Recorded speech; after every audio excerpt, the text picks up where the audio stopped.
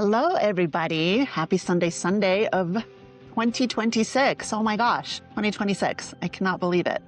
I remember being a young girl and thinking about the millennium, when the year 2000 was going to roll around and what life was going to look like. And did you guys remember the Jetsons? Oh, yes. I loved the Jetsons. And that was my idea of the future. I figured that we would have the refrigerator where you would just push the button and you would get these pills and that was your meal. We wouldn't have to eat real food anymore. You would just get all your nutrition in a pill form. And of course, Floating we'd have cars. the floating cars. Yeah. And then Rosie. And I feel like we're starting to get into that era, with AI and the funky robots that are out there. And I can't believe we're in 2026 right now.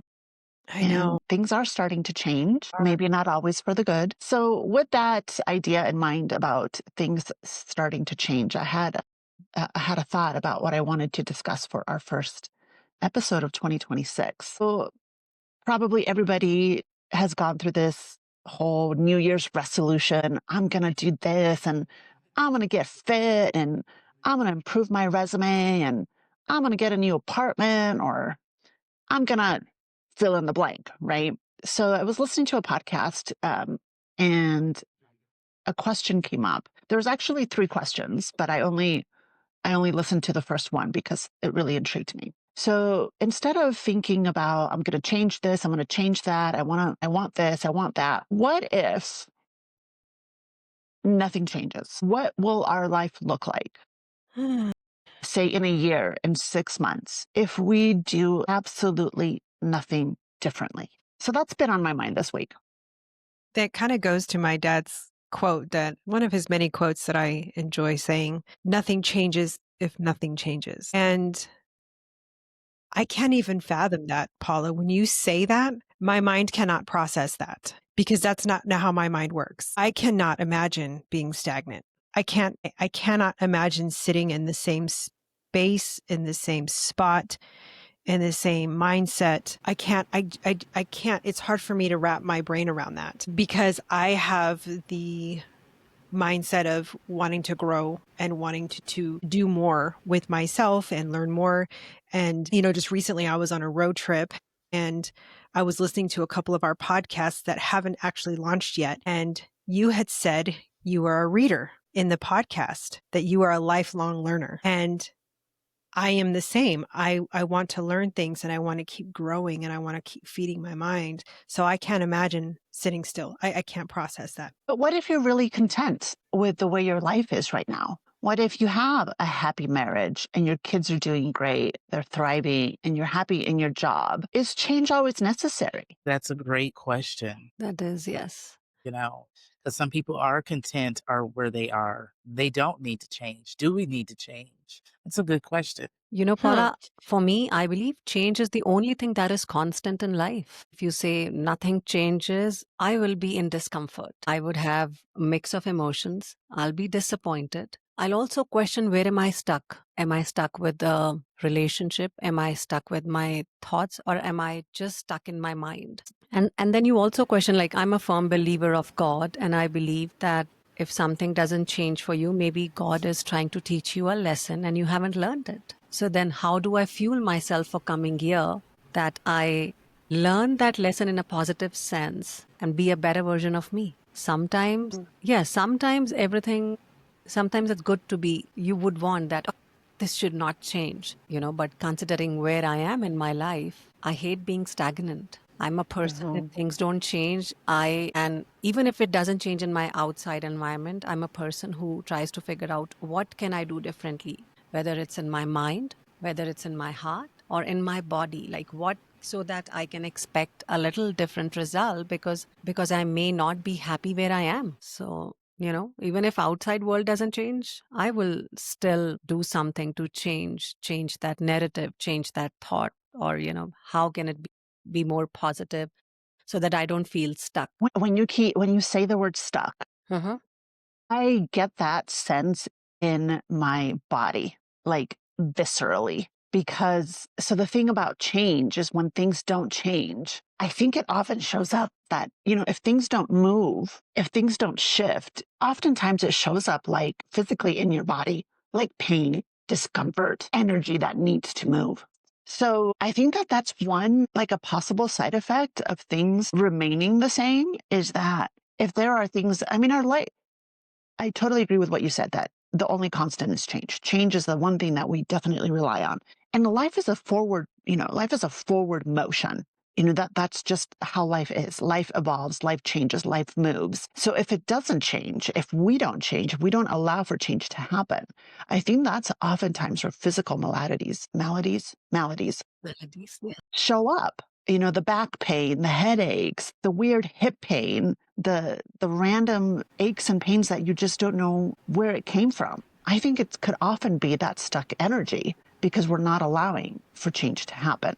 Now, something else you said, Minu, that brought me, I don't know if you guys have ever read Brene Brown. She talks a lot, she does a ton of work on vulnerability. So you said something about like if nothing changes because you're really happy, like I don't want things to change. So she talks in her work about vulnerability. She talks about this moment that she had with like her husband. They had gone out to dinner. They'd had a really great dinner. They were laughing. They were enjoying each other's company. Kids were happy at home. Life is great. And she comes home at the end of that like really wonderful shared experience with her husband. And like the fear hit her. Like, oh my God, I can't be this happy. Like, life can't be this good. Because if life is this good, like, the shoe's about to drop, right? And so I think that that's another consequence of, like, getting too comfortable or getting too set in the way that things are going right now. Because, like you said, change is going to happen. Things are going to change. There might be an accident. There might be a job change. There might be information that you learn that you don't want to learn. I think, what she was getting at is she was at this point in her life where she didn't want to allow herself to feel joy and happiness because it was just like being in this constant, oh my God, where's it coming? When's it coming? When's that shoe going to drop? Stuff. I also believe, Paula, sometimes lack of change is also clarity in a way. For people, it tells you where you need to push yourself, where you need to set your boundaries, and what you truly need to change when you communicate professionally or personally. And all this I'm saying based on how the roller coaster 2025 was for me. So we need to move forward. We need to heal. We need to feel good. And sometimes, some good memories bring you peace and contentment. So, yeah, change has both effects. And I think there could be changes in different aspects. When you initially asked that question, and I said, I can't imagine, I started thinking as we started this conversation, you can be content and you can be fine in a certain aspect in your job. You're happy there, but maybe you're not happy in where you live. You're not happy in the neighborhood. You need a change in the neighborhood. You're happy in your marriage, but maybe you're not good in your health. There's different aspects that might need some changes. But this is a question that I would love for us to revisit at the end of 2026 and say, okay, what changes happened and where are you at now, 12 months later? When I think about the serenity that I have in my peaceful place in my backyard, that I do not want to change. I love sitting in my backyard. I love my coffee in my backyard, my readings, my time in my sanctuary in my backyard. That I don't want to change. But there are other aspects of my life that I do know need to change. I like my job. I don't want my job to change. So it's just different little spots here and there that I need to grow in. And it's like I said, it's not so much change, it's also growth. And I think that's a really key piece that you just brought up, that change isn't just for the sake of change. Change is for the sake of growth. And Minu, you touched on that too, personal growth, emotional growth, physical growth, or reduction. So hi, Erin, how are you? Hi beauties. I love this conversation. So I was just thinking about as you were talking that um my when I am fearful of change, it usually is because of that word fearful. I'm operating out of fear. There's things that I'm worried about or worried about a particular outcome. And so reminding myself that we can, I can either operate out of fear or I can operate out of love, and then trust that, my worst fears probably aren't going to come true. And if they do, it probably won't be the end of the world, but I'm probably missing out on some pretty good stuff if I'm operating out of fear. So I've really been working on that, and we've been talking about the intimacy skills, and just being in intimacy in every relationship and aspect of your life. And for me, I notice that the more that I'm focusing on self-care, and really taking good care of myself, I show up better and I'm less worried and fearful of things in my life, of making changes or trying new things, or just happier person, I guess, has a different perspective on the unknown. So I'm really working on that. I struggle with it though, because my my tendency when I feel fearful is to kind of behave controlling, like try to control every outcome or hold on to things so tightly, and um, so I think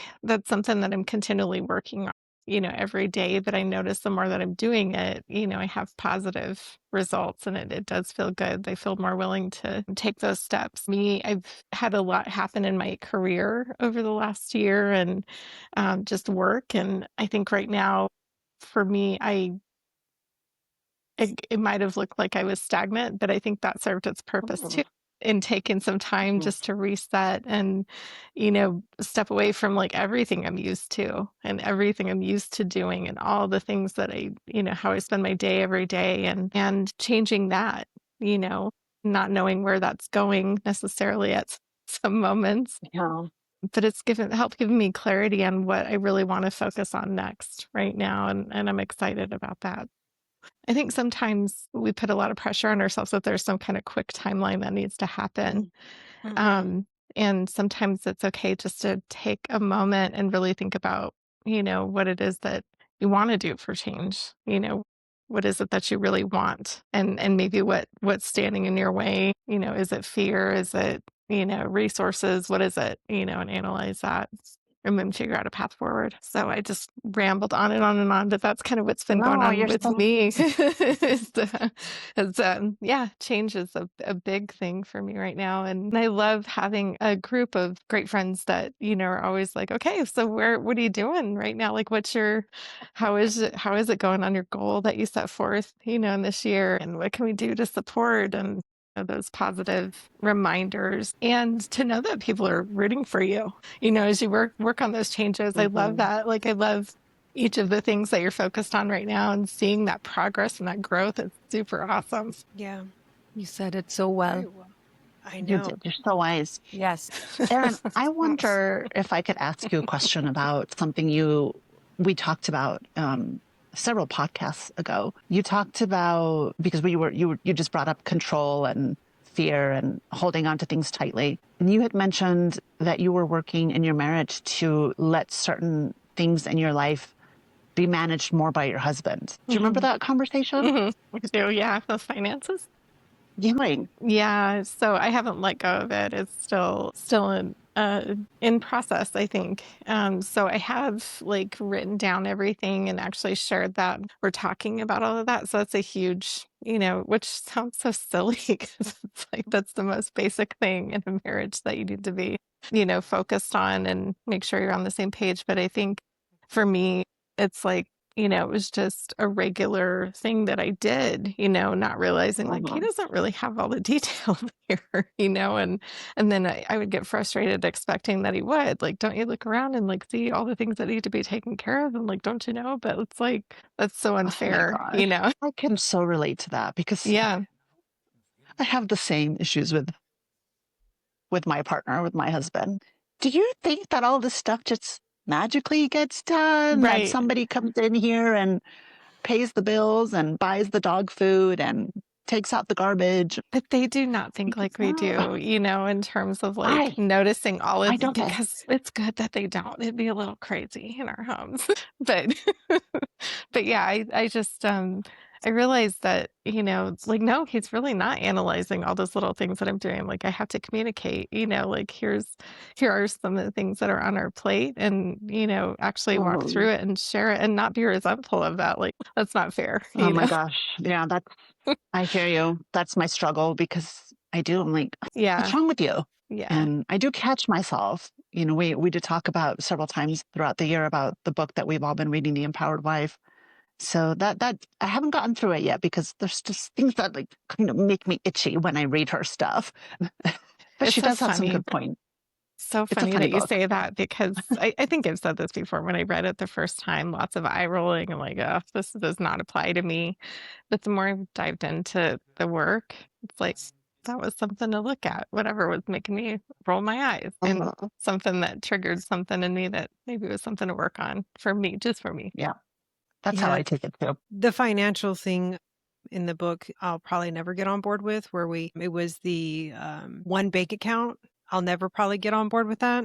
But I felt like most of everything else in there, I could definitely apply to my next relationship. I think reading it a couple times to allow it to kind of process is a good idea. So I am reading it again, or I'm listening to it again, should I say, listening to it again. Well, and I think we have to adapt what works for us also, to Yes, be you willing don't to have to like take everything, right? consider. I'm not just talking about that situation, but like just in terms of a lot of things in life, putting all your eggs in one basket, literally, like when you're doing that in one bank account, like we have multiple ones just for different purposes, so. Sally, you're awfully quiet this morning. You. That's because I am recovering from a long night last night. I just went out with my husband and we Fun. danced the night away, or tried to at Nice. least. And And so now I'm just here, but I'm thinking about that book you guys are talking about, and I do a lot of eye rolling because I just am still trying to get on board with that book. It's like, is she serious? That's what I say a lot of the time. Are you kidding me? Yeah, it's sometimes it's challenging, especially in the times that we live in now, where women have thankfully, come a long way and are more empowered and more self-assured, where she kind of takes us a little bit back Back. Mhm. into not so much being submissive, but just respecting like those natural differences between men Mhm. and women. And yeah, I do think that that pushes up against who we are now as evolved women. It's I do funny think that though. she has some valid points. I do, like when I talk to my husband, I forget some of the tips that she says, but I trust you. I think that's a big one. When you're coming up to making a decision, and Erin has shared how she struggles with, having that tight control. And I'm the same way. So we had this big electrical issue, and he was asking me all these questions about, this electric option or this solar option. And I'm like, I trust you. You do it. You make Or the whatever you decision. think, Or whatever you think. Yeah, whatever that line was, or whatever you whatever you think. think. Um, because I mean, I could do all the research and figure out, A or B, but honestly, I don't want to do that. You do it, honey. I trust you, whatever you think. So, but I hear you, Savvy. Some of her language again, it makes me itchy.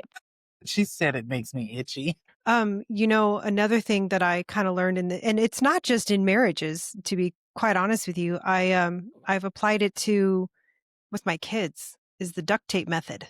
Just not saying anything. Just letting them talk and not saying anything at all. And I've used that with my children. And just not everything requires a response. So, anyway, it was a good read. And like you said, pick and choose. Pick and choose what Mhm. works and what doesn't work. I will say this. When I was applying it, it was working. There was a difference. So, see, it's with most of the books. Take what you need, leave what you mhm, don't. right. It's also in Al-Anon, by the way, or in AA. What's that? Take what you leave? What? Take what you need and Take what you leave need, what you don't. leave what you don't. Mhm. I Yep, think so. Okay. exactly. So, Let's turn this car back onto the original highway we were on about what if nothing changes for us in 2026. let's see. So, if nothing changes for me, I won't be able to buy any homes. My goal for 2026 is to buy at least 2 houses. I'd like to buy 4, but I'm probably only going to be able to buy 2 if I sell my home.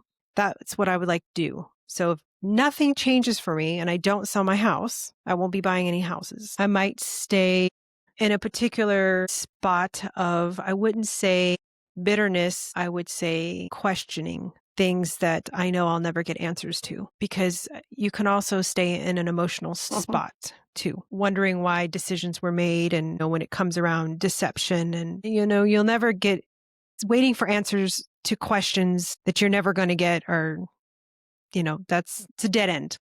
Exactly. So let's see. So that would be someplace that I would be at, and that would be terrible. That would be terrible to be sitting there for 12 months. So I think those would be the biggest things for me, is not be able to move financially forward where I want to go with, as far as buying homes, and being emotionally stuck somewhere. Those would be really terrible. I think the emotional part would be very difficult for me, but that would be my area of my contribution to this conversation. All right. Miss Savvy, what's your life going to look like if nothing changes? The same, which, no. I feel like baby step changes are in play for me. I'm taking small steps because I don't want any big changes. I've had a lot go on in 2025. And so I really want to take some time to kind of like baby steps for me. And I can't imagine being in the same place that I am, or in the same place that I was for too long, because you do get stagnant. And I I believe that you do feel pain in different spots of your body. It's amazing that you said that, because I think for a while, I think that's why my back was hurting for so long, was because I was just stuck. And so we're not doing that this year. That's right. Good. We're not doing that. Minu, Yes, ma'am. what if nothing changes for you in 2026? I'll be worried. I operate out of fear and I'm always anxious. So, in my mind, I'll think, oh, everybody's moving, everything is going in their favor. Why is it not working for me? But knowing what you know about me, Paula, something would change about me internally. It may not show to the world, but I know it will change. I will not be stagnant. I will be I believe in transformation. So, good, bad, ugly, but something will change, because, you know, every experience that you have is a life learning experience. So, like I said, take what you need, leave what you don't. Something would change internally. It may not show, but something would change. I believe, Yeah. I truly believe change is the only constant thing in life. It's so unpredictable otherwise. So I look forward to it. And you definitely have some changes coming your way this year, right? With your kids. Yes. Both of them are taking their next journeys. Yeah. So change is coming for you either way. I have to figure my life out. Yes. Mm-hmm. I'm fearful, Yeah. but I'll do it. Fearful in what way? Fearful of what exactly? The first 35 years in my life has always been, tell me what is supposed to be done. And now when it is, I make my own decision, I'm always looking at, like, is somebody watching my back or not? So that's hard. I still don't have that 100% trust in my ability, though I know when I make a decision and do it on my own, I'm proud of myself that, oh wow, I could have, I could do it. But it's just so hard at that point that I need a hand. Please hold me. Please tell me that I can do. I reach out to all of you. Patricia was a constant, motivator in my life, who would say, what stops you? Do it. And yeah, I'm learning more to believe in my own abilities and my own judgment versus looking for an outside validation. That'd be a great topic for a future conversation, because I think I don't know if all of us, but I've heard the word fear come up so many times during our conversation. And I think it'd be good for us to kind of explore where where did that grab on in our life? Like, what are the roots of the fears that we each come up against in our daily lives? Because I think we've all probably said it in this conversation, that fear gets in the way. And I know that's true for me. So in this conversation of change, that's the biggest thing that I have to confront with is the fear of what's going to happen, what's my life going to look like if I make these big changes that I want to make. Because letting go of security is a huge fear of mine. What if I can't pay my bills? What if I can't this? What if blah blah blah blah blah? And that's all got its roots in fear. So I'm curious, Well, let's have that conversation in the future. Where does it come from and how do we let it go? That's interesting that you say that. It's a great conversation to have. Just real quick, I'm going to piggyback on that. I used to, it's be very difficult for me to make decisions. I would always let somebody else make the decision. So if it was a bad decision, I didn't have to take accountability or responsibility for that decision. And I remember one time I was thinking about buying a house and I told my bonus mom, I was like, I'm afraid to buy a house. What if I can't make the mortgage payment? What if something happens? And she says, well, what if you can't pay your rent? Well, that's true. What's the difference for me paying my rent versus paying my mortgage? So what was Mhm. keeping me from buying a house? There was just the fear versus a mortgage versus a lease. And I would love to talk more about fear because I think I operated on fear for a long time. So we should definitely revisit that. I think for most of us, fear comes as second nature. We grew up with it when we were child. Like I remember my mother would say, "Don't go out outside. It's dark." And I was like, "Why?" Nothing good happens in dark. So then, your mind is thinking, "Oh, don't eat this. It will make you look like this." So there's constant fear factor attached to every act that you do in your daily routines. It's like I always say that I operate out of fear because, fear is always attached to anything and everything that I'm doing, which is a routine, a part of my life. And that's one thing I keep every time I go back and I tell my mom, that's a very wrong thing to say. Don't do this. This will happen. Don't do this. What if you do this and nothing will happen? But we just operate out of fear, most of us. You just gave me another great idea for another topic. Like when I think about the way that I parented my daughter, Me too. everything that I know now, there are so many things I would do differently. Yeah. All the things that you say, I'm not going to ever say that. And then you hear it come out of your mouth. You're like, should I just say Mhm. that? Yeah. That's another topic for a future conversation is my daughter has what would done we that. do differently? Savvy, what were you going to say? Yeah. I am. I was actually thinking about something that Minu has said. And so, I think the biggest part of with changes with the fear is for me is if I don't quickly do it, if I'm not doing something, then I feel that left behind or I feel that discomfort in myself that I'm not moving like everyone else is. And I want to move like everyone else is moving. And so that really kind of puts a damper like in my spirit sometimes. And that's where the fear comes up that I'm not moving like everyone else. People are, it's like you're on a highway. And if you're just going in the little snelly nelly lane, everybody else is in the fast lane. And so that's where my fear stems from for me. And I look at you ladies, and all of you ladies have been moving forward and making decisions and setting these goals. So I I just want to get on the highway. Just get on the highway and join in, whether I'm speeding or not, going at my own pace. That's what I want to do and removing that fear. So I was just thinking about what you had said, Minu, that it really resonated in my heart. And so You said I it think so well. I'm actually trying to change narrative of how I think and react. And my daughter plays a very vital role in that because she has seen me how I talk. And every time I'm about to open my mouth, now she says, okay, what do you think good will happen when you'll do this? So before I could come up with my negative statement, she just wants, she just, tries to tell me to unwire and rewire in a different way, which is so hard for me because anything, and I'm always thinking what wrong can go.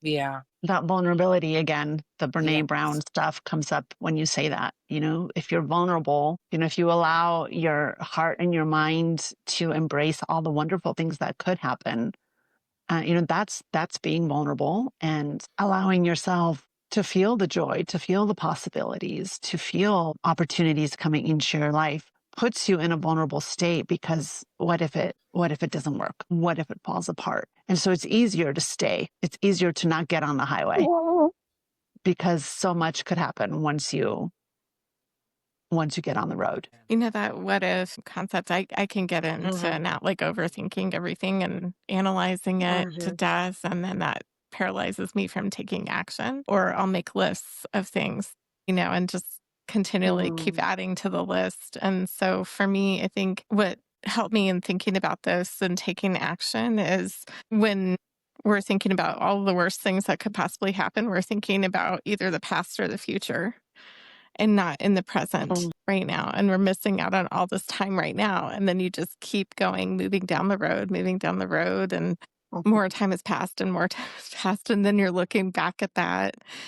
I've definitely been in that pattern with a lot of things in life. And so it's like, I love that you said, Minu, what Patricia, you said, like, what's stopping you, And what is really the worst thing that could happen? Most of the time, it's really not that big of a deal when you think about it. Like your mortgage situation that you were talking about, Shannon, it's just like flipping your perspective of like, you're already doing it anyway, like do it for your benefit. Right. So I Right. love that. Right. So it's Oh. stopping me. You can remind me, like, just do it. I am so excited that you're doing what you and I talked about, that you're Yeah. jumping in and you're doing that. We need to talk more about that because I Yeah. need to invest in that. Well, you do just by I'm talking to so me about excited it. for that. Yeah. Huh? You do just by talking to me about it and helping me not feel fearful about it. Yeah, working on that. When I think about, and when I think about things that I want to invest in, like outside of my real estate, and I think, okay, how much money do I spend on maybe going out? How much money do I spend on things that I don't need that I can actually put into things that will help me grow? The money that I might spend in going out, could that go towards coaching or getting a coach? I try to think of things that way, putting my money towards better usage, For your growth. Yes, for my growth. For my growth, Right. absolutely. I love what Well, you this said, has been- Tanisha, too, really quick. You were talking about just looking around and seeing what others are doing. And I think it's really cool. Like it can be motivating, but I know for me, I can also get into like that comparison thing of, oh my gosh, they're doing so much better than I am. And wow, they really have their stuff together. And I don't. And like I can really, think about myself in a negative way. And that, is really real in our culture. I think we all do that a lot. And so just trying to refocus back at myself of like, what am I made to do? Because I have my own gifts and talents. And what's my purpose? Because everybody else has their own too.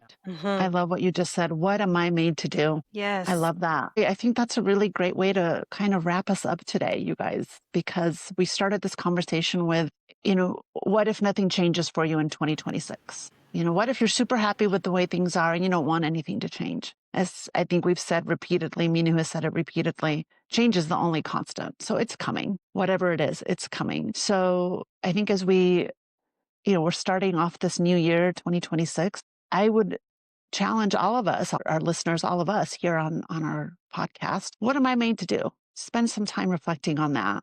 And then also ask yourself, what will my life look like if I don't allow change to happen? If nothing changes for me in 2026, what does 2027 look like? Those would be my parting words, is think about that. What are you here for? What are you made to do? And what's your life gonna look like if absolutely nothing changes? Thank you all for listening. Does anybody have any parting words? Yeah, just please go to YouTube, subscribe, like, share. We could really use your support. Absolutely.